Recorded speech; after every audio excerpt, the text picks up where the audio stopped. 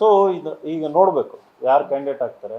ಏನಾದರೂ ಇವರು ಮತ್ತೆ ಕುಟುಂಬ ರಾಜಕಾರಣದಲ್ಲಿರುವಂಥವ್ರು ಗೆಲ್ಲೋ ಸಾಧ್ಯತೆ ಇದೆ ಅಂತ ಅಂದಾಗ ಐ ಥಿಂಕ್ ನಾವು ಹಾಕ್ಬೇಕಾಗುತ್ತೆ.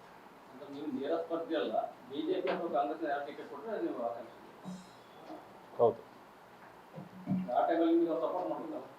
ಯಾರು ಯಾರು ಅಲ್ಲ, ಅವ್ರ ಸಪೋರ್ಟ್ ಬೇಕಿಲ್ಲ. ಐಕಾನ್ ಅಲ್ಲ ಅವರು ಇಲ್ಲಿಗೆ ನೆಗೆಟಿವ್. ಐಕಾನ್ ಆಪೋಸಿಟ್ ಏನಂತೀರಿ ನೀವು? ವಿಲನ್ ಅಂತೀರಿ ಏನಂತೀರಿ?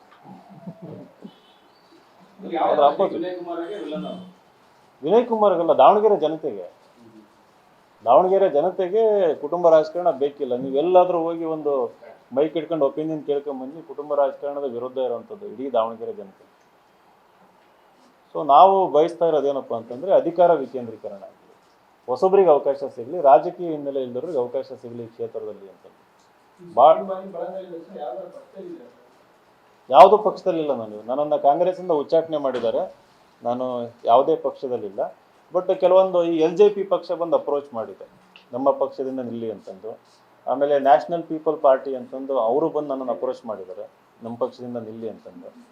ಬಟ್ ನಾನು ಹೇಳ್ದೆ